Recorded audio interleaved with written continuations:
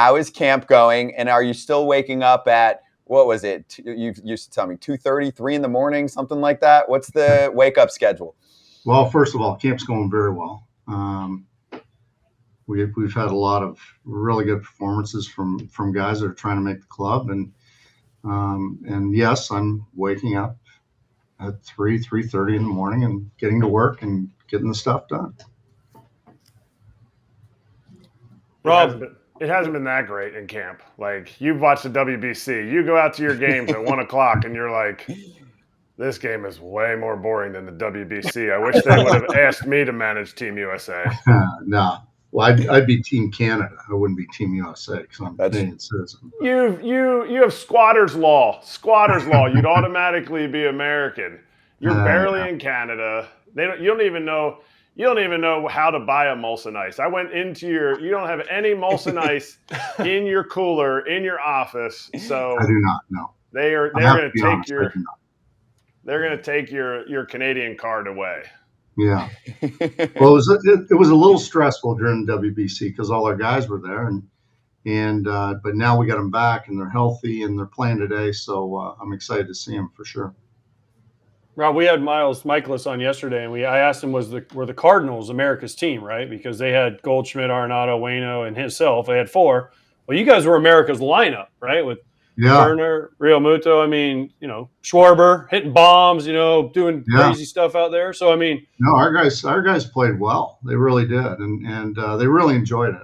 I was talking to them this morning. This was the first day back, really, for them because they traveled yesterday, and they really enjoyed it, and they really enjoyed meeting those other players, all of the other great players on the U.S. team, and getting some real competition, and getting their blood flow up a little bit early in the season. So all in all, it's all good. They're healthy, and I'm happy they're back. Were you worried, though, at all? I know people, we saw the Edwin Diaz thing. Were you worried? Yeah. I mean, how worried are you as a manager that your guys, something could happen?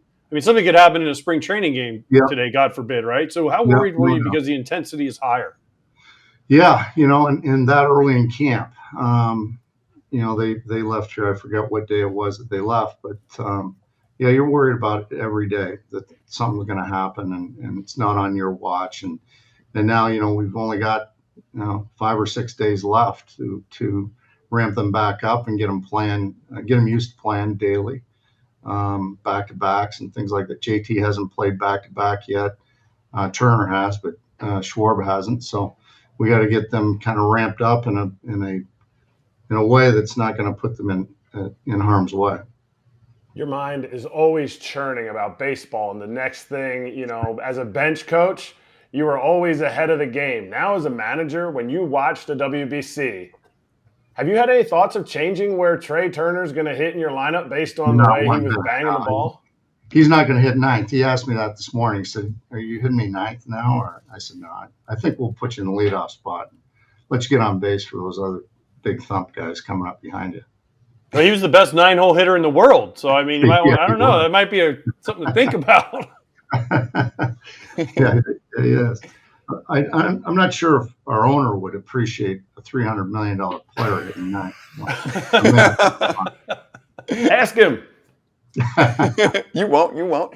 Hey, I actually have a question about that. I've spoken to your owner, John Middleton, before of the team. This guy, in my mind, might be the most knowledgeable baseball owner in terms of the actual game itself. So can you give us some insight?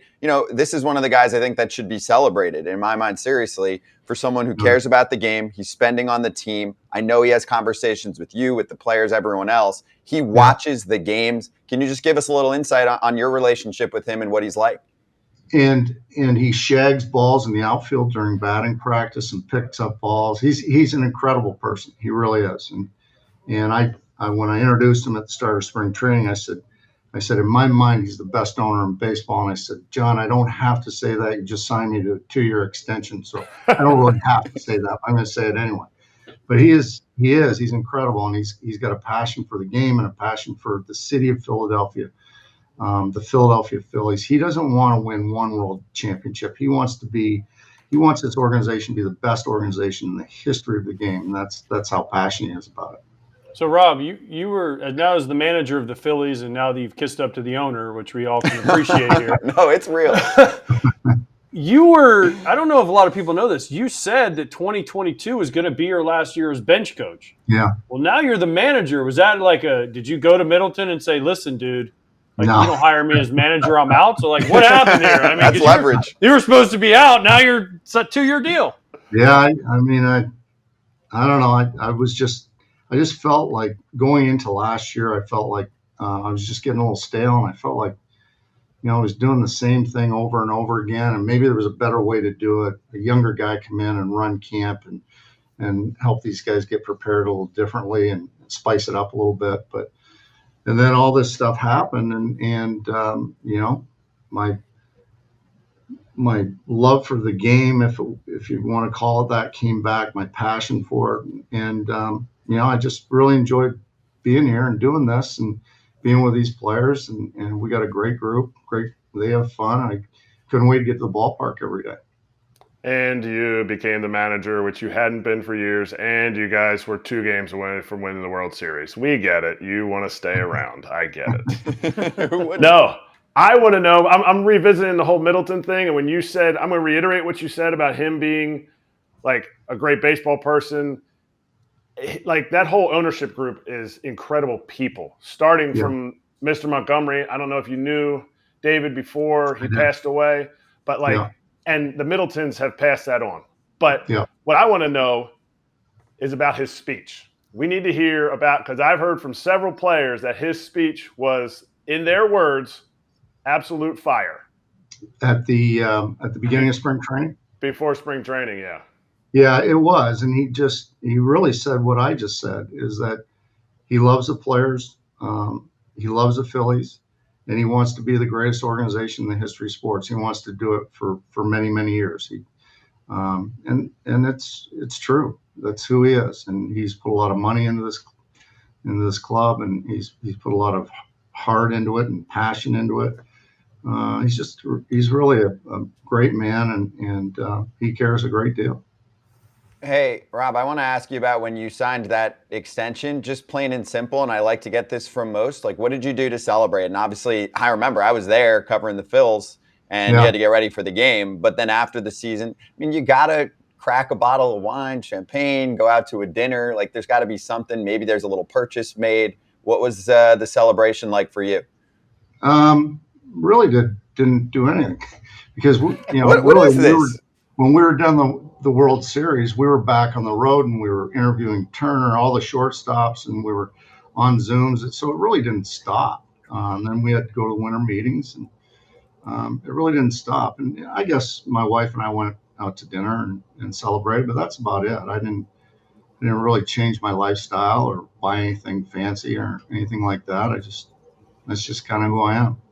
You just kind of were like, oh, I'm the big league manager. It's no problem. Like, not a big difference for me, So Trea Turner's been absolutely electric. You brought him in. You guys went to the World Series. The atmosphere in Philadelphia, I was at one of the games in Philadelphia. It got rained out, of course. It was Halloween night. So, but even before the game, we just had Brian Snicker on. We asked him, are you guys going to win the division? He said, well, that's what we're here for.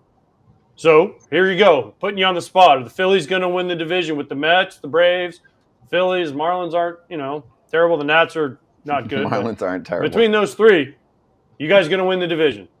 Well, that's the plan. That's it. I mean, that's such manager speak. I mean, that's what everybody should say, really. If you're not saying that, then I don't know who you are, but you probably shouldn't be in this chair. Fair. That's fair. Now, I want to go back to the Turner thing. You glossed over that. You were like, yeah, we signed a deal. I didn't buy anything because I'm boring. And we went and talked to Trea. Take us into those conversations. And don't give me we really like what we've done. You really would slot in. Like, he would slot in left field for you if Schwarber would move to DH. Like, what are those conversations? How do you approach that guy? Because I don't think you've ever been in that situation, right? You've always been the bench coach. And the way we approached it was we just wanted to get to know the player and wanted the player to get to know us. And that's really what it was all about. We want to meet all the wives of all the players and let them know about the city and about where they live and or where the good places to live are, and how long it takes to get to the ballpark, and whether all the little things that go into kind of recruiting a guy, I guess, so that they feel comfortable with us and with the situation that we're in. And we knew enough about the players really that we didn't really have to dive into their lives all that much, but they were all good. I mean, we met all four of them, and they were all excellent and really, tremendous players and tremendous people too, and very intelligent people. So, but Trea was really the guy that, for me, he was the guy that I kind of wanted the most, just because he's just such a high on base guy, and we just didn't have that guy at the top of the order. And not that Trea's just an on base guy, because obviously he's got the slug in there too. But he was kind of the guy that I had my finger on. And does that conversation look like are you taking?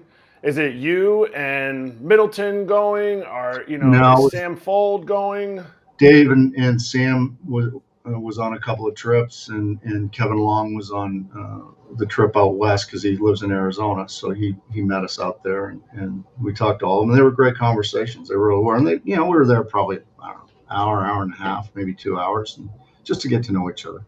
Is it at their house? Is it, do you go out to dinner? Do you cook? I do not cook. Nothing? No. Hot dogs? Well, You got to do better than hot dogs if you're throwing a $300 million offer out. But, one was we went to Trea's house, and then we met Xander Bogaerts and Carlos Correa out in California at a hotel. And I missed the Dansby Swanson meeting because my Air Canada flight was delayed. So I just went home. But I think that was at a restaurant as well. Hey, Rob, I want to ask you about Bryce. How's he doing? And is he one of those guys that's going to go up to you and to the front office every few weeks and be like, you know what? Let's push the timetable up by a month or so. What do you think?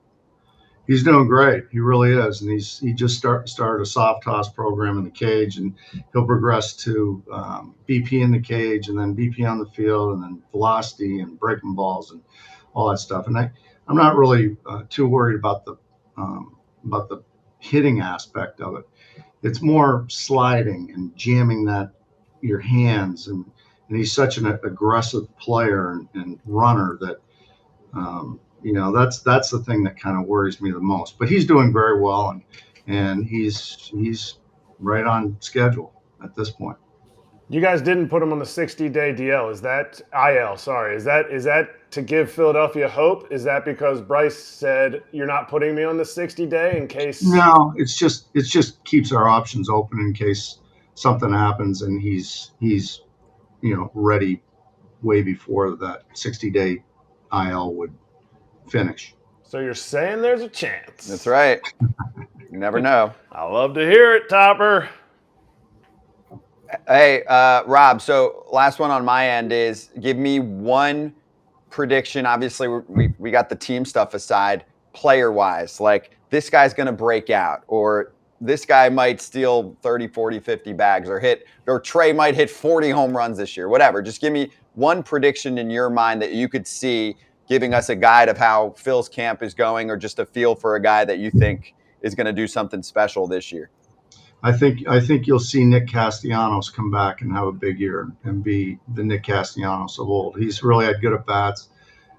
His average isn't all that. It's a small sample, but he's not jumping at the ball like he did last year. He's not chasing so far in spring training. He's staying back. He's got more walks than he's ever had in his life, and he's driving the ball again. So I really expect Nick to come back and be the player that we knew and we've seen in the past.